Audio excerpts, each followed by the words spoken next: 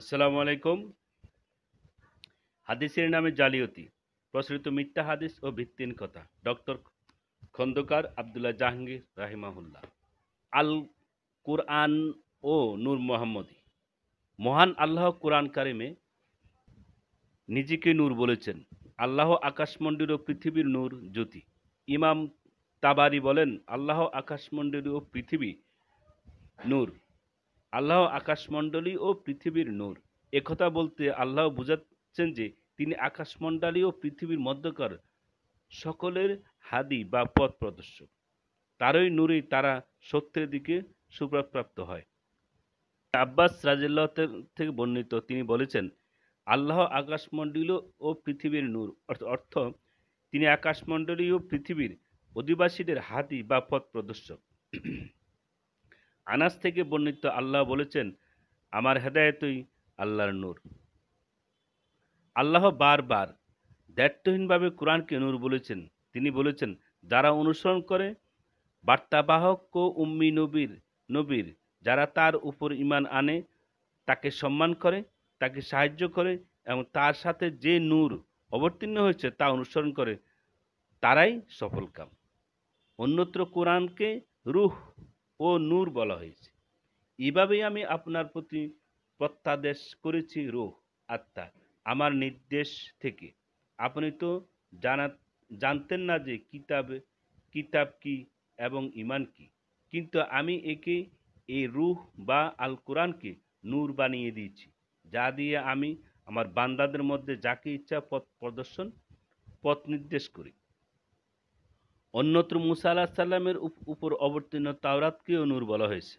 বলুন, তবে কে নাজিল করেছিল মুসার আনিত কিতাব, যা মানুষের জন্য নূর, আলো ও হেদায়েত পথ প্রদর্শন ছিল?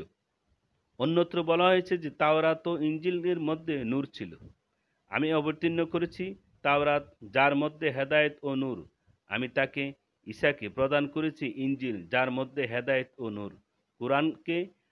কোরআনে আরো কয়েকটি স্থানে নূর বা আল্লাহর নূর শব্দ বা বাক্যাংশ ব্যবহৃত হয়েছে। যেমন এক স্থানে বলেছেন, তারা আল্লাহর নূর ফুৎকারে নিভিয়ে দিতে চায়, কিন্তু আল্লাহ তার নূর পূর্ণ করবেন, যদিও কাফিররা তা অপছন্দ করে।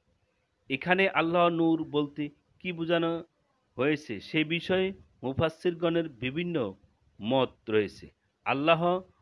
আল্লামা কুরতুবী বলেন, এখানে আল্লাহর নূরের ব্যাখ্যায় 5টি মত রয়েছে। আল্লাহর নূর অর্থ আল কোরআন। কাফিররা কথার দ্বারা তা বাতিল করতে বা মিথ্যা প্রমাণ করতে চায়। ইবনে আব্বাস ও ইবনে জাইদ ব্যাখ্যা প্রদান করেছেন, আল্লাহর নূর অর্থ ইসলাম। কাফিররা কথাবার্তার মাধ্যমে তাকে প্রতিরোধ করতে চায়। সুদ্দি এ কথা বলেছেন। আল্লাহর নূর অর্থ মোহাম্মদ সাল্লাল্লাহু আলাইহি সাল্লাম। কাফিররা অপপ্রচার ও নিন্দাচারের মাধ্যমে তার ধ্বংস করতে চায়। দাহহাক এ কথা বলেছেন।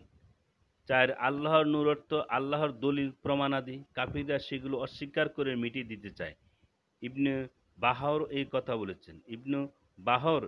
বলেছেন। আল্লাহর নূর অর্থ সূর্য, অর্থাৎ ফুৎকারে সূর্যকে নেবানোর চেষ্টা করার মতো বাতুল বা অসম্ভব কাজ তারা লিপ্ত। ইবনে ঈসা এ কথা বলেছেন, এই কিতাব আমি তা আপনার প্রতি নাজিল করেছি, যাতে আপনি মানব জাতিকে অন্ধকার থেকে আলোতে বের করে আনেন। এখানে স্বভাবতই অন্ধকার ও আলো বলতে জড় কিছু বোঝানো হয়নি। এখানে অন্ধকার বলতে অবিশ্বাসের অন্ধকার এবং আলো বলতে আল কোরআন অথবা ইসলামকে বোঝানো হয়েছে। অন্যান্য আয়াতে নূর বা আল্লাহর নূর বলতে কোরআন, ইসলাম বা মুহাম্মদ সাল্লাল্লাহু আলাইহি ওয়াসাল্লাম অর্থ গ্রহণ করেছেন মুফাসসিরগণ। এই ধরনের একটি আয়াত, হে কিতাবীগণ, আমার রাসূল তোমাদের কাছে এসেছেন, তোমরা কিতাবের যা গোপন করতে তিনি তার অনেক কিছু তোমাদের কাছে প্রকাশ করেন এবং অনেক কিছু উপেক্ষা করেন।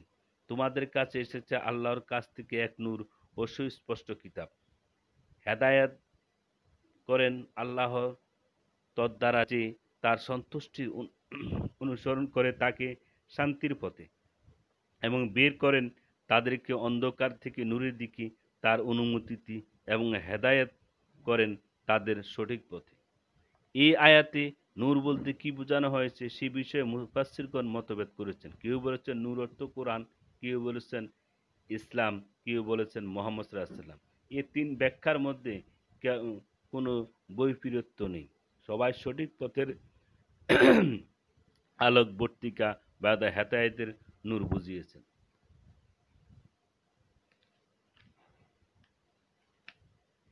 যারা এখানে নূর অর্থ কোরআন বুঝেছেন তাদের যুক্তিগুলি নিম্নরূপ: ১. এই আয়াতে প্রথমে যেহেতু আল্লাহ রাসূল সাল্লাল্লাহু আলাইহি ওয়াসাল্লামের কথা বলা হয়েছে, সেহেতু শেষে নূর ও সুস্পষ্ট কিতাব বলতে কোরআনকে বোঝানো হয়েছে। ২. কোরআনে বিভিন্ন স্থানে কোরআনকে ব্যাখ্যাতীতভাবে নূর এবং সুস্পষ্ট কিতাব বলা হয়েছে। কাজেই এখানেও দুটি বিশেষণ দ্বারা কোরআনকে বোঝানো হয়েছে।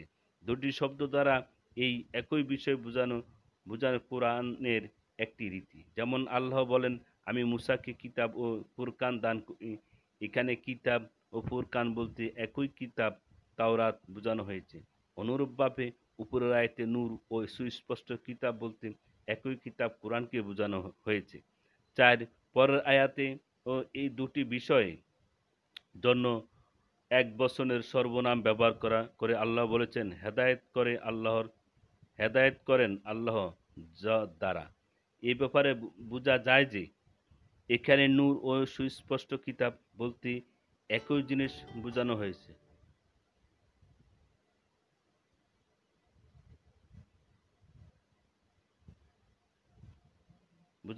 যর দ্বারা আল্লাহ যাকে চান হেদায়েত করেন।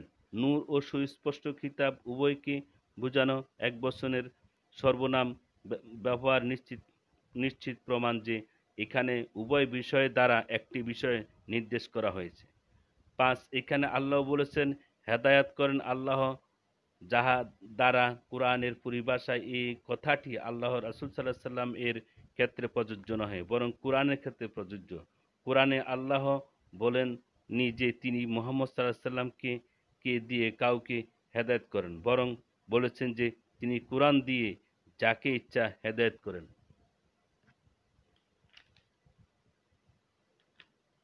যারা নূর এর অর্থ ইসলাম বলেছেন তাদের বক্তব্য, এই আয়াতে প্রথমে রাসূল সাল্লাল্লাহু আলাইহি ওয়াসাল্লামের কথা এবং শেষে কিতাব বা কোরআনের কথা বলা হয়েছে। কাজেই মাঝে নূর বলতে ইসলামকে বোঝানো স্বাভাবিক। এছাড়া কোরআনে অনেক স্থানে নূর বলতে ইসলাম বোঝানো হয়েছে। আরবিতে আলো বোঝাতে দুটি শব্দ রয়েছে, লিয়া ও নূর। প্রথম আলোর মধ্যে উত্তাপ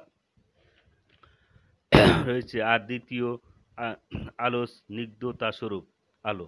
পূর্ববর্তী শরীয়তগুলোর বিধানের মধ্যে কঠিন ছিল।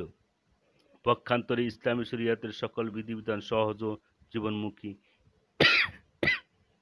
এই জন্য ইসলামী শরীয়তকে নূর বলা হয়েছে। ধন্যবাদ।